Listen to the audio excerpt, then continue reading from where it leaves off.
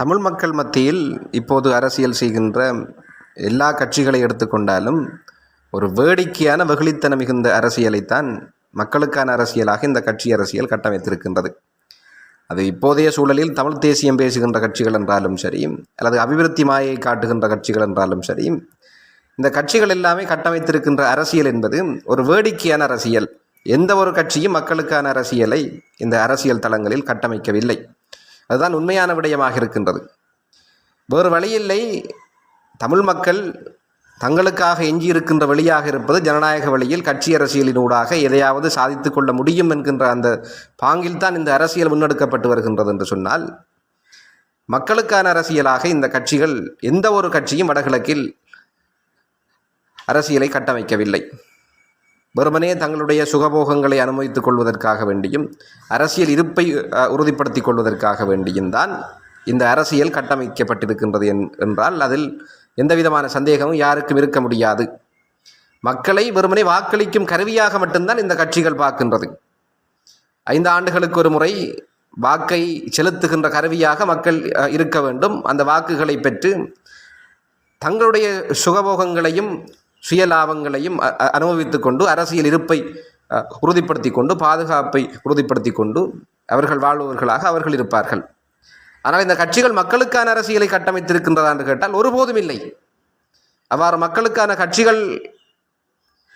அரசியல் இந்த கட்சிகள் கட்டமைத்திருக்கு என்று சொன்னால் வேறு வழியில்லை. கட்சி அரசியலினூடாகத்தான் மக்களை பாதுகாக்க வேண்டும் என்று சொன்னால் மக்களையும் மண்ணையும் மண் சார்ந்த வளங்களையும் கலை கலாச்சாரம் பண்பாடு வாழ்வியல் வரலாறு ஆன்மீகம் அரசியல் எல்லாவற்றையும் பாதுகாப்பதற்கு எத்தனை கட்சிகளுக்குள் இந்த பாசறைகளை உருவாக்கி அந்த பாசறைகளின் ஊடாக தொடர்ச்சியாக மக்கள் மத்தியில் செயற்பட்டு கொண்டிருக்கின்றன என்ற கேள்வியை எல்லோரும் கேட்டு பாருங்கள்.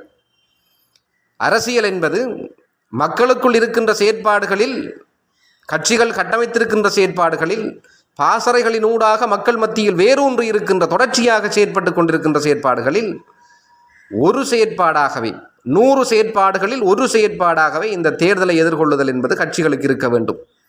ஆனால் அவ்வாறு இருக்கின்றதா என்று கேட்டால் இல்லை. வெறுமனே 5 ஆண்டுகளுக்கு ஒரு முறை இந்த தேர்தலை எதிர்கொள்வதுதான் கட்சிகளினுடைய அரசியலாக கட்டமைத்திருக்கின்ற கட்சிகள் இருக்கும் வரை மக்களை ஒரு நன்னறிப்படுத்தி எதிர்கால தலைமுறையை ஒரு நல்ல அரசியல் மயப்படுத்தப்பட்ட தலைமுறையாக மாற்றி அமைக்க முடியுமா என்று கேட்டால் ஒருபோதும் செய்ய முடியாது. எத்தனை கட்சிகளுக்குள் மக்களுக்கான கட்டமைப்புகள் ஏற்படுத்தப்பட்டு பாசறைகள் ஏற்படுத்தப்பட்டு அந்த பாசறைகளினூடாக கட்சிகள் தொடர்ச்சியாக செயற்படுகின்ற கட்சிகள் வடகிழக்கில் எத்தனை கட்சிகள் இருக்கின்றது? ஒரு கட்சியும் இல்லை. வெறுமனே வாக்கு வங்கியை மாத்திரம் மையப்படுத்துகின்ற, வாக்களிக்கும் கருவியாக மக்களை பயன்படுத்துகின்ற கட்சிகள் தான் தங்களுடைய சுயபோகங்களை அனுபவித்துக் கொள்வதற்காக வேண்டி, அந்த சுயலாப வாழ்க்கையை வாழ்ந்து கொள்வதற்காக வேண்டி மக்களை ஒரு காயாக பயன்படுத்துகின்ற கட்சி அரசியல் தான் இப்போது வடகிழக்கில் காலூன்றி இருக்கின்றது. எனவே மக்களுக்கான அரசியலை முன்னெடுக்க வேண்டும். இன்று தமிழ் மக்கள் மத்தியில் இருக்கின்ற பிரச்சனை வேறு. இளைஞர்கள் தடுமாறுகின்றார்கள். அவர்கள் கேட்பாரற்று பாப்பாரற்று ஏதோ ஒரு நிலையில் அவர்கள் அல்லாடுகின்றார்கள். எனவே ஒரு தரைகட்ட இளைஞர் கூட்டத்தை நாங்கள் உருவாக்கி கொண்டிருக்கின்றோம். எல்லாவற்றிலும் சீரழிந்து போய் எல்லா கட்டமைப்புகளும் சிதைக்கப்பட்ட ஒரு இனமாக தமிழ் மக்கள் வடகிழக்கில் மாற்றப்பட்டிருக்கின்ற சூழலில் இந்த கட்சிகளும் மக்களை ஒரு பகடக்காயாக பயன்படுத்துகின்ற அந்த வகிபாகத்தை வகித்து கொண்டு 5 ஆண்டுகளுக்கு ஒரு முறை தேர்தலை எதிர்கொள்ளுகின்ற கட்சிகளாக இருக்கும் வரை மக்களுக்கான அரசியலை ஒருபோதும் முன்னெடுக்க முடியாது. எனவே மிக விரைவில் முற்றுமுழுதாக இளைஞர்களை கொண்ட ஒரு கட்சி உண்டு. அது இளைஞர்களுடைய கட்சியாக மக்களுக்கான எல்லா பாசறைகளையும் உருவாக்கி கொண்டு வடகிழக்கில் கால் பதிக்கும் என்று சொன்னால் எல்லோரும் நம்பியிருங்கள்.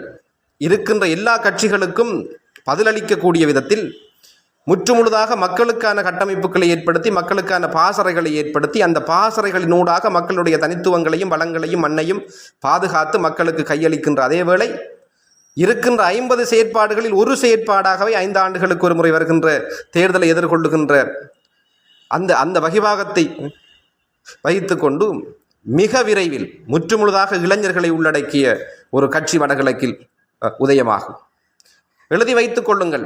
அந்த கட்சி இருக்கின்ற இந்த தமிழ் மக்கள் மத்தியில் வடகிழக்கில் இருக்கின்ற எல்லா கட்சிகளுக்கும் சவால் விடுகின்ற கட்சியாக மாற்றி அமைக்க வேண்டிய பொறுப்பும் கடமையும் தமிழனாக பிறந்த ஒவ்வொருவருக்கும் இருக்கு என்பதை நினைவுபடுத்தி இந்த பதிவை முடித்துக் கொள்ளுகின்றேன். நன்றி.